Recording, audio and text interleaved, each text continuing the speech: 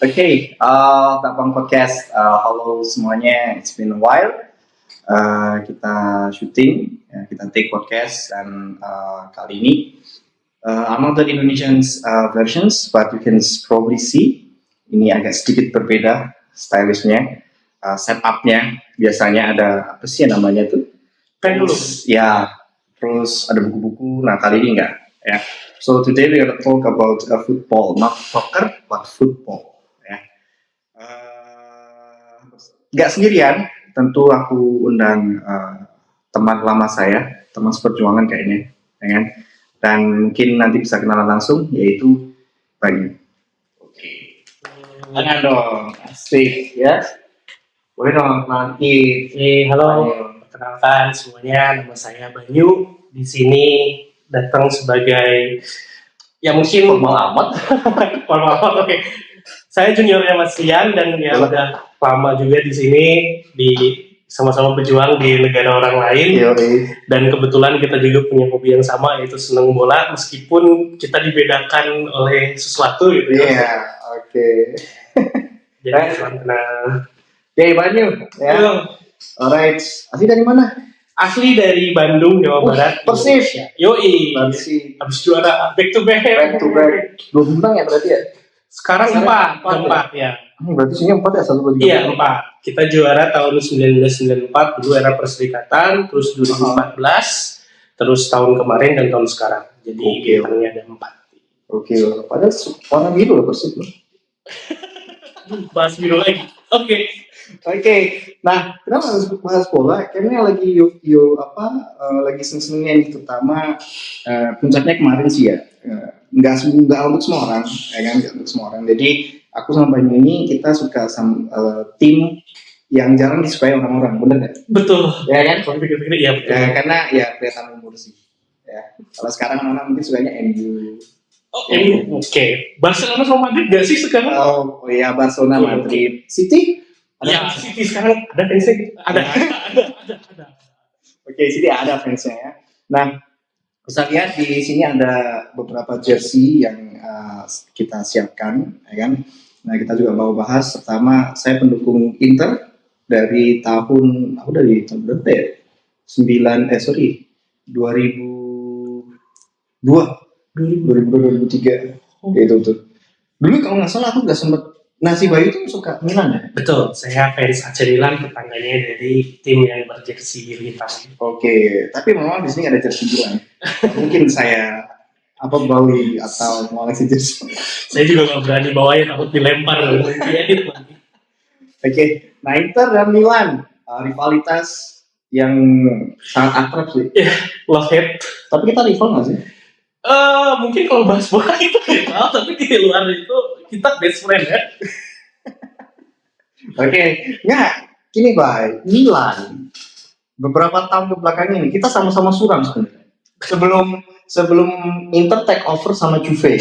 Iya betul. Ya, 2020 2021. Yo, pas corona. Sebelumnya Juve terus yang juara kan? Betul. Inter Milan pasti di bawah lah. Iya, kita suram lah maksudnya. Suram makanya. Terus waktu Inter take over, ya, terus berapa kali waktu Inter eranya Conte, ya enggak?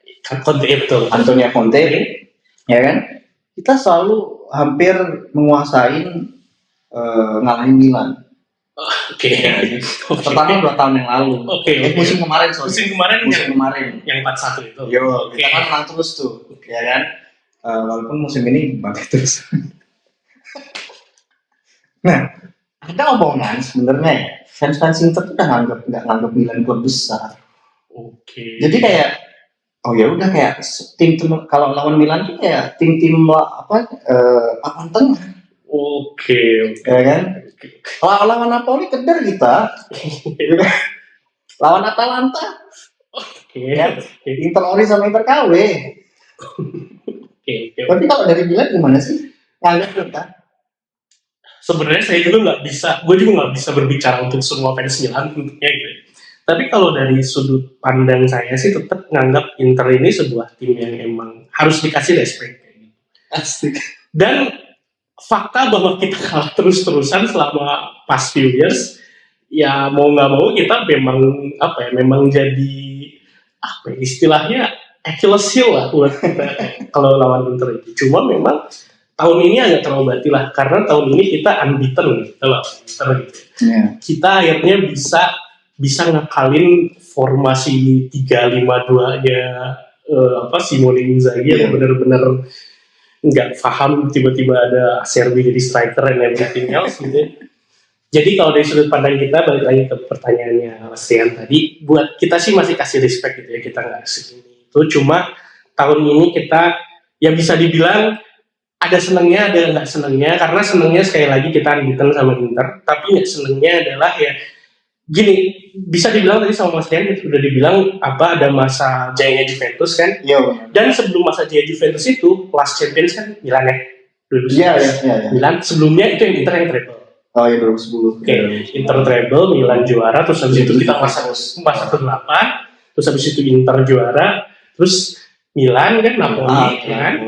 Dan selama 4 musim itu ketika kita udah mulai take over itu, kita tuh posisinya selalu deket-deketan. Yeah. Meskipun most of the times kayaknya kita satu peringkat di bawah Inter terus. Sekarang saya deketan.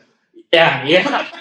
Nah itu yang aku bilang sekarang a little bit sad karena kita beneran underperform Milan ini sekarang. Okay. Jadi di satu sisi senangnya ya masih bukan senang terobati lah karena kita unbeaten dari Inter, tapi memang musim ini kita sangat underperform dan ya ganti pelatih dan lain-lain juga, inconsistency dan everything. Memang tahun ini harus diakui kita lagi kurang baik aja. Kenapa suka Milan? Wah, ceritanya panjang dan mungkin uniknya adalah karena Mas Rian juga kan sempat bilang suka Inter dari 2002 waktu pelatihnya Hector Cooper. Dan saya kebetulan suka Milan tahun 2001-2002. Waktu itu match pertama yang dilihat adalah match Milan lawan Inter. Oh iya. Menang 4-2 menurut saya. Inter juga pelatihnya Hector Cooper, kita pelatihnya Fatih Terim waktu itu. Fatih Terim tua banget. Jadi ceritanya tuh sebenarnya kenapa bisa nonton match itu? Maksudnya 2001-2002 tuh saya masih SD apa gimana? Iya. Dulu yang suka Inter tuh kebetulan kakak saya. Oh. Jadi saya punya kakak cowok 4 tahun dan dia seneng Inter karena waktu itu ada pemain namanya Kalon, misalnya. Muhammad Kalon, striker nomor 3. Jadi dia itu dulu kan udah zamannya winning election. Iya. Nah, Kalon ini speednya 19 gitu.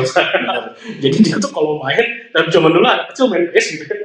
Saya tuh dikalah-kalahin terus sama dia. Kan kesel nih. Wah ini ya punya kakak ngeselin banget gitu ya. Itu dia ngajak nonton ini Inter lawan Milan. Tuh itu yang Kalon tuh katanya. Dan si Kalon tuh main juga waktu itu, lari kenceng-kenceng. Tapi waktu itu saya nggak tahu bola, yang cuma tahu bola dari game, lihat bola sepak bola beneran gitu di TV. Oh ternyata semenarik itu gitu. Dan kebetulan yang pertama dilihat Milannya juga menang. Jadi kayak gimana ya? Wah ini nih tim yang bisa ngalahin timnya kakak gua gitu. Berarti ini tim dewa gitu kan. Gitu. Jadi dari sanalah saya mulai suka AC Milan. Berarti revenge untuk kakak ya. Benar. Gitu. Ya kalau aku dulu suka itu tuh karena dia warna biru karena dia warna biru kan.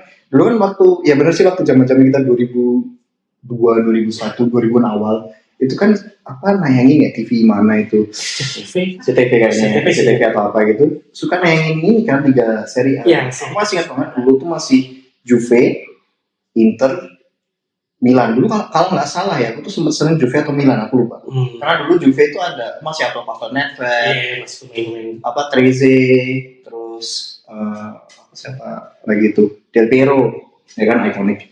Terus ketemu waktu warna biru kalau nggak salah Juve lawan Inter atau Milan lawan Inter, lihat warna biru, bagus, biru hitam kan? Iya kan, khasnya mereka kayak gini biru hitam gitu kan.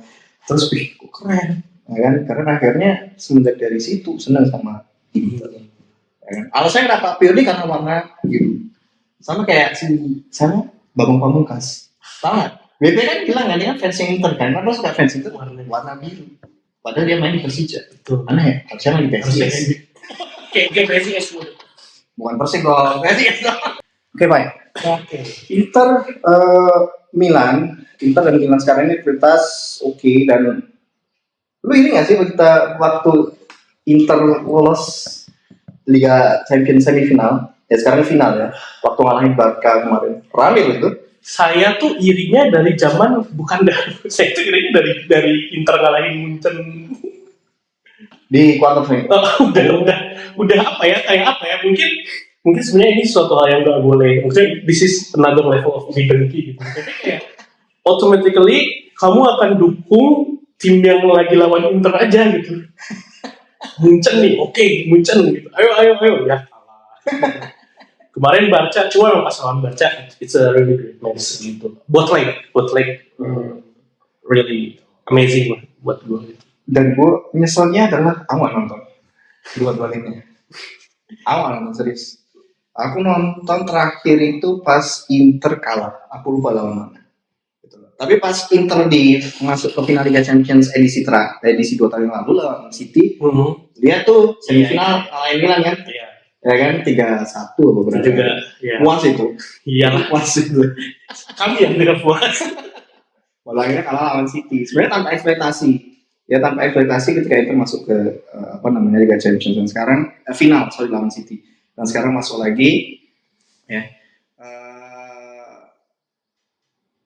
Kalau ngomongin ya Inter sama Milan ini, aku selalu kalau di Twitter atau di sosial media itu panas. Oke. Ya kan? Panas kayak misalnya, ini Milan selalu mengagungkan gelar Championsnya, ya kan? Inter treble, ya kan? Serie A nggak bisa dibanggain, sekarang udah kesalip. Tapi sebagai fans yang cukup tua, dari 2000-an loh. Iya. Ya kan? Dari 2000-an loh, ya kan? Itu gimana itu? Karena mungkin kalau misalnya dibilang masalah ngebanding-bandingin prestasi, memang sejauh ini prestasi yang dulu tuh ya sebelum Inter juara kemarin tuh masih Serie A dan kita masih unggul di hal-hal lainnya lah, karena mungkin sebelum 2000 tahun 90-an zaman kita belum lahir mungkin ya. Mungkin pada waktu itu memang Milan lah yang lebih, nggak tahu ya, menurut saya.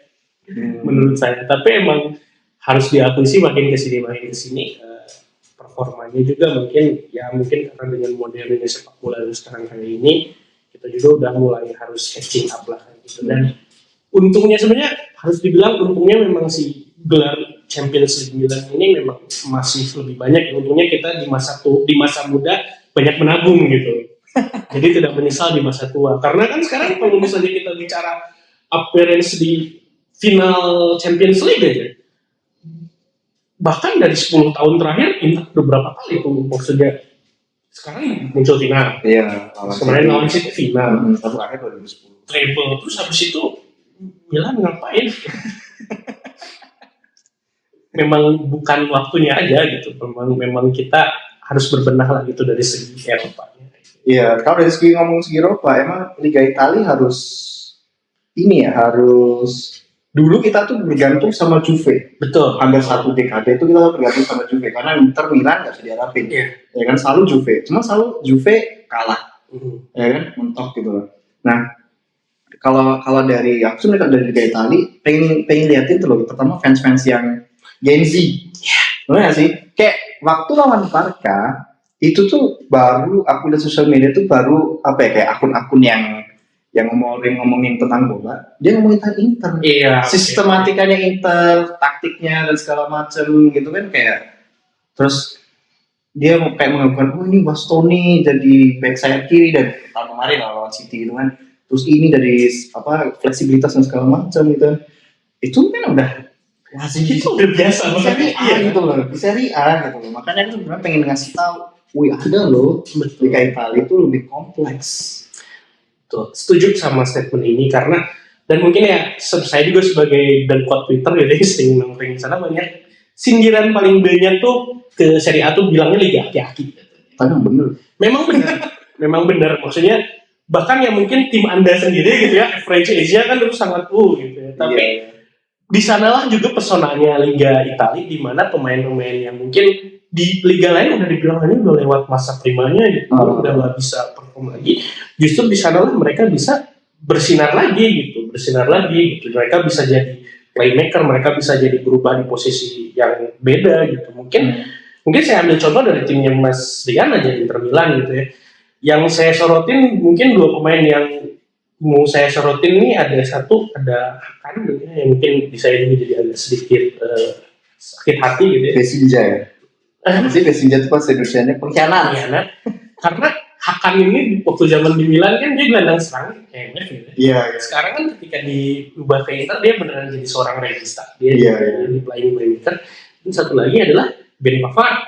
Ben Pavard ini zaman dia di Lille, Stuttgart, ingat saya, dia lebih sering jadi side back, full back.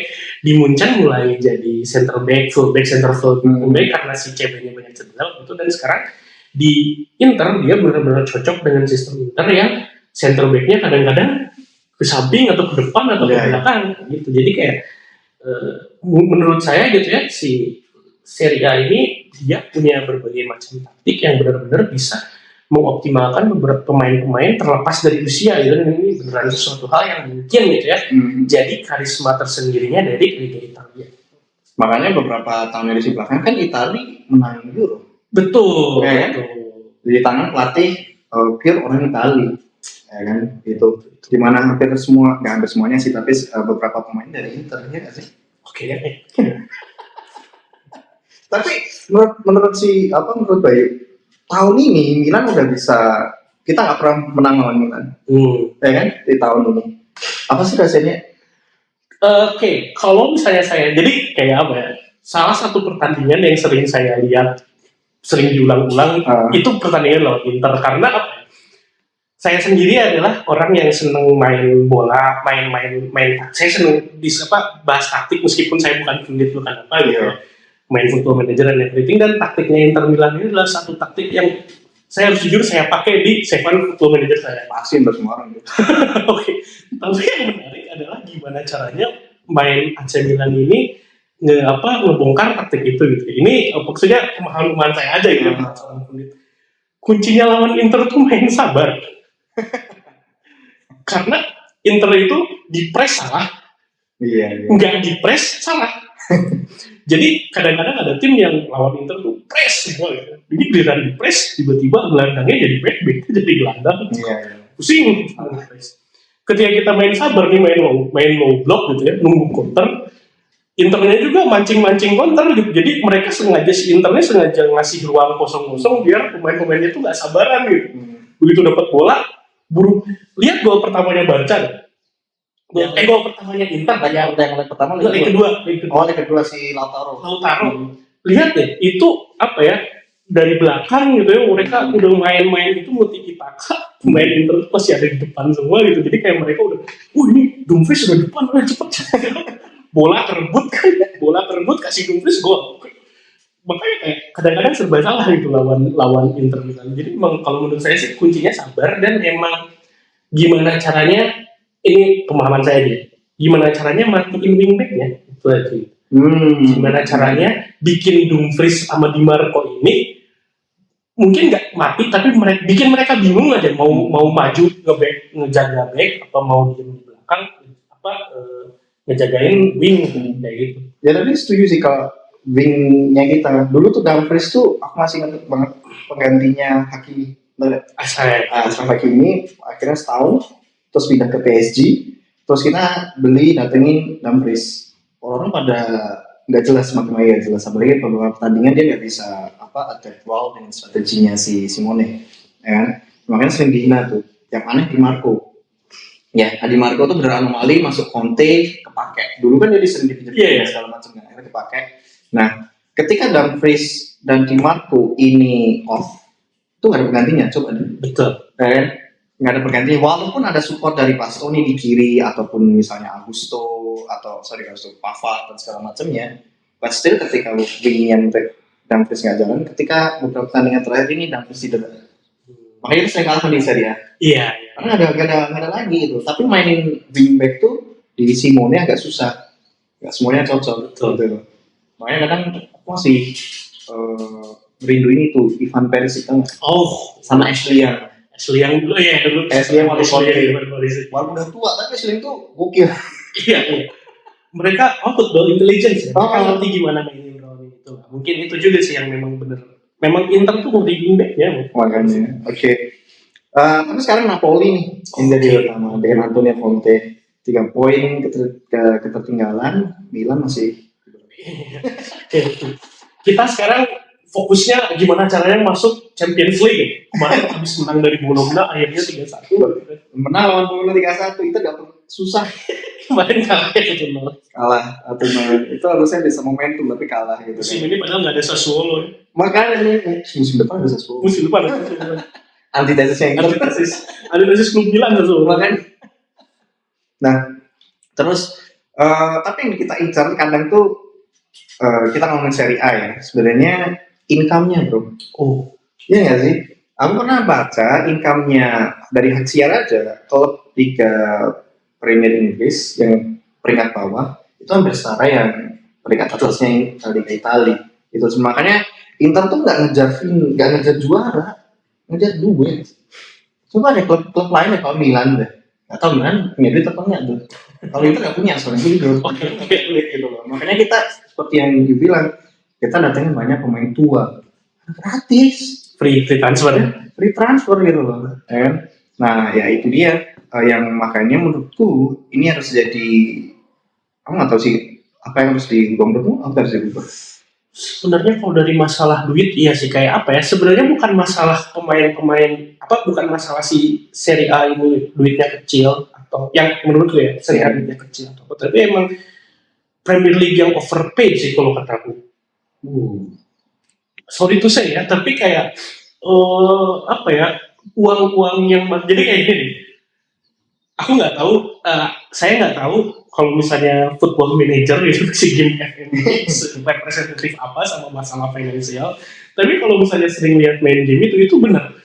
Klub Serie A, klub Inggris yang divisi Championship, yang divisi 2 gitu ya, itu duitnya mirip-mirip sama klub-klub mid table-nya Serie A lah, mid table-nya lingkungan lah. Dan itu beneran dari hak siar gitu. Jadi kayak emang Premier League itu sebanyak duitnya itu gitu. Dan nggak salah bahwa misalnya Serie A ini termasuk yang duitnya nggak banyak, tapi justru uang dari yang kayak gini sih kalau menurutku Mas Champions League lah kayak gitu. Dari sana siar itu yang bisa bikin income, dan memang bisnis model juga sih maksudnya gitu. Tipe-tipe Serie A ini bukan tipe liga yang penghasil pemain untuk dijual keluar, jarang kita punya pemain bagus terus dijual ke Liga Inggris and successful, itu jarang banget. Biasanya klub-klub yang kayak gitu tuh ya kalau nggak Liga Spanyol, Liga Jerman. Iya sih. Biasanya. Justru Liga Italia itu kita beli murah biasanya. Habis dari Liga Inggris, ada nih, ambil gitu.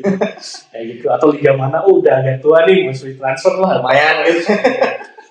Kayak gitu ambil. Cuma memang yang aku lihat sih untuk Inter Milannya sendiri ya, untuk Inter Milan sendiri dari last few transfer, menurutku justru mereka profit kan kalau dari transfer. Kayak mereka beli itu kipernya Andre Onana tuh dibeli gratis dijualnya mahal. Terus dapat Jan Sommer harga lebih murah gitu kan. Itu nyicil loh kalau nggak salah. Jan Sommer tuh maksudnya nyicil deh kalau nggak salah. Apa bisa ya, aku lupa tuh. Yang bisa gitu. Kita nyicil tuh beli itu.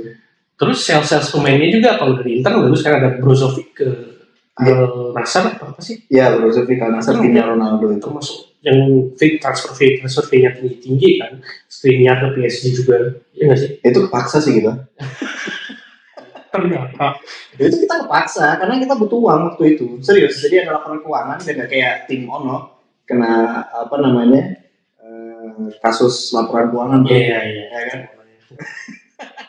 Kita kepaksa jual gitu loh. Tapi emang bisnis model rata-rata tim-tim Serie A ini jarang sih yang untuk tim bedanya yang aku lihat. Yeah. Beda justru kalau tim-tim mediocre, justru mereka yang biasanya bisa ngasihin talenta-talenta yang pada akhirnya bakal dibeli ke luar gitu dengan harga mahal gitu. Tim yang cocok bisa dikatakan seperti itu Atalanta sebenarnya. Betul. Atalanta tuh dia beli pemain gak jelas.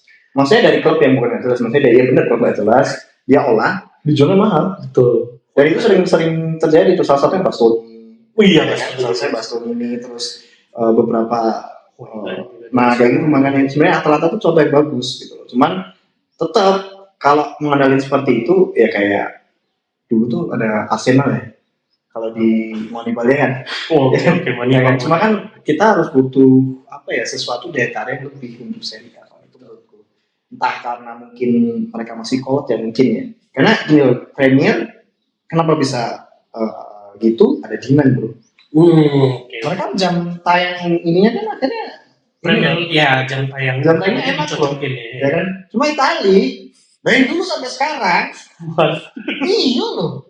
Dari dulu 2002 aku pertama kali nonton itu waktu Ramadan, masih ingat itu pas sahur. Sampai sekarang tinggal di Korea jam 4 bro main. Subuhan terus. Ya kan? Ya bagus sih, kita harus disuruh sholat subuh emang. Iya. Pagi ya sholat. Makanya. Tapi kalau momentum untuk seorang Banyu Milan versus Inter itu jangan yang lama deh, yang edisi 5 tahun kebelakangan deh. Kira-kira kan? Enggak ada yang kalah terus soalnya. Enggak, maksudnya last yang kita menang 3-0 ini benar-benar puas aja gitu itu. Cuma emang salah dibilang kalau misalnya dibilang momen terbaik tetaplah itu waktu kita juara gitu karena mau nggak mau kita juara gitu di sana gitu, we finally made it gitu ya, kita akhirnya jadi juara meskipun di musim itu ya rekor lawan Inter tidak sepenuhnya bagus gitu ya. Gitu. Tapi a win against Inter is always something welcome buat para fans gitu. Beda level kan terus sekarang, ya kan? Nah kan berarti fans yang tua dan kuat Milan tuh masih menganggap lawan Inter tuh sesuatu yang spesial. Sedangkan kita, termasuk aku sebenarnya, benar kata ada salah satu foundernya FN pernah bilang, sekarang lawan Milan tuh rivalitasnya kayak udah lawan kayak Udinese dan segala macamnya gitu loh, ya kan? Sorry to say lo ya. Cuma aku bener hype-nya itu udah nggak kayak dulu waktu misalnya kita pernah ingat nggak sih yang waktu Liga Champions Inter lawan Milan yang kembang api itu, yang flat sampai jeda itu pernah tuh kalau nggak salah ya kan? Itu pas lawan Milan tuh pasti kayak hype-nya tuh wah adrenalinnya tinggi gitu loh. Ya. Nah kalau aku pas momentumnya tuh waktu Coppa Italia waktu masih ada Christian Eriksen, golnya yang tendangan bebas, itu teriak gitu. Dan karena udah lama waktu itu Inter tuh nggak punya spesialis free kick. Habis Stankovic udah ada lagi. Iya. Dulu waktu zaman dulu, kalau ada tendangan bebas itu rebutan, ya kan? Adriano, Martins, siapa lagi? Rekoba, ya kan? Terus Mihajovic, ya kan? Almarhum, ya. Terus siapa lagi? Dulu ada pemain pengganti itu Julio Ricardo Cruz. Oh, Julio Cruz. Ingat. Hampir mirip kayak Xavier Zanetti. Mereka mirip tuh. Bukan. Iya kan, mirip kan? Setelah itu gak ada bro. Waktu Eriksen datang, seneng. Wah, spesialis mati. Ada spesialis lagi. Akan masuk. Seneng sih. Cuman tuh kayak enggak yang seseneng kayak Eriksen tuh kayak pasti gitu loh kalau lihat tuh. Hakan memang bukan. Cuma dia bagus penalti sih. Terima kasih ya. Iya, sama-sama. Terima kasih loh. Sama-sama. Kasih Hakan loh. Ambil.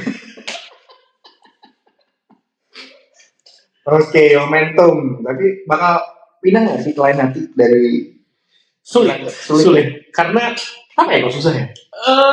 Ini sesuatu yang udah bertahun-tahun dan maksudnya kita udah mulai suka dari kecil gitu. Beda halnya sama mungkin sesuatu yang kita baru lihat, baru bagus, suka.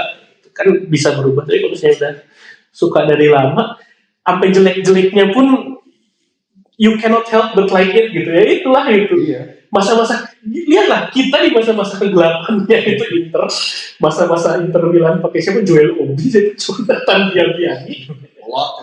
Gitu Nagatomo. Zaman Milan ini kita punya Kevin Konstant. Kita masih dukung meskipun asing gitu. Yang jadi partner Milan tuh Magnificent Seven. We are so rich. Semua. Ini Bonucci ya Tuhan. Oke, itu makanya itu susah ya. Kenapa aku masih heran loh. Kenapa kita nggak bisa pindah ke lain hati itu bagus? Sekarang klub yang lain bagus loh. Memang bagus, harus diakui. Serie A juga kualitasnya udah bagus, nggak cuma itu aja. Bagus ada Napoli, Atalanta, Bologna sekarang sana, ya kan? Bagus. Fiorentina juga mulai bagus, mulai bagus gitu. Mulai Pak. Nah itulah yang menurutku dari sisi Milannya kita kurang kita harus memperbaiki diri itu karena kita nggak step up our level, sedangkan tim lain udah mulai bagus gitu, makanya kita sekarang kena tai-tai mulu gitu kan. Iya itu salah satunya ini sih siar dan segala macam menurutku ya. Karena target Martinez sekarang yang nonton Italia nonton Liga Serie A selain Italia siapa coba? Iya kan? Makanya mereka menyesuaikan Liga Inggris dan segala macam. Bundesliga juga sama loh. Ya kan? ada yang main sore, ya kan? Kita baru terakhir ini gitu loh, karena ternyata aku baca emang mereka rada kolot sih, ya kan? Dan itu juga dari ininya sih mas, dari kalau misalnya kita kan tiap liga tuh ada official YouTube-nya gitu. Serie A ini cuma upload highlight sama wawancara. Serie A ini. Betul. Kalau Bundesliga ini udah mulai bagus. Bundesliga tuh yang aku lihat, ya, mereka ada konten wasit dikasih body cam terus diliatin match kayak gimana gitu. Itu udah mulai bagus menurutku, kayak udah mulai terus kayak Premier League juga dia udah mulai kayak best moment lah atau apa, terus ada quiz yang beneran ngeliatin si pemain ini dari segi humanismnya gitu. Banyak konten juga gitu. Dan juga kontennya rata-rata Liga Italia itu nggak ramah untuk internasional. Betul. Ya nggak sih, dibanding Bundesliga. Betul. Dan ya Liga Premier kan pasti bahasa Inggris ya. Aku lihat kontennya Inter itu jarang yang relate sama usernya. Mereka cuma ya udah highlight, latihan, training segala macam. Udah gitu loh. Ya nggak ada kayak misalnya Liga Inggris tuh bagus banget kemasannya. Walaupun makannya mungkin disukai gitu loh. Itu baik lagi sih ya kenapa. Strategi marketing. Makanya susah kalau ngomongin Serie A, bakal panjang nih, ya kan, ngomongin Serie A terlebih lanjut. Cuman menurut Bani nanti final gimana dong? Inter atau PSG nih? Sebenarnya dua-duanya bukan tim yang saya suka karena saya juga termasuk fans Olympique Marseille, jadi kita ada rivalry juga sama PSG. Cuma memang kalau misalnya karena gini, Inter ada Hakan, PSG ada Donnarumma. Jadi saya mau dukung siapa? Tapi Donnarumma penting loh. Isunya. Dua pengkhianat tapi pindah loh. Isunya. Justru bagus kalau Donnarumma pindah ke Inter, saya bisa ke PSG yang lain. Gitu. Tapi saya sih dari neutral point of view aja, mungkin ini akan jadi match yang menarik. Apalagi PSG juga kan pelatihnya ex-pelatih Barcelona. Mungkin dia juga dari pertandingan lawan Barcelona ini bisa lihat lah gitu. Karena itu high goal scoring, jadi dari segi permainan dia bisa lihat gitu. Mungkin weak spotnya Inter di mana and everything. Mungkin saya akan menikmati dari layar kaca dan ya yang menang congratulations saja. Kalau menang misalnya pasti banterin dia. Lalu sering menang lawan Inter pasti banterin dia tuh sampai dia malas kayaknya. Tiba-tiba ada mention lagi di Instagram atau di Twitter. Mas kali dia pencet baju pasti kalau nggak Inter menang lawan Milan. Nah kalau pas Milan lawan Inter tak doang deh. Diri doang kalau menang nggak ditanggepin.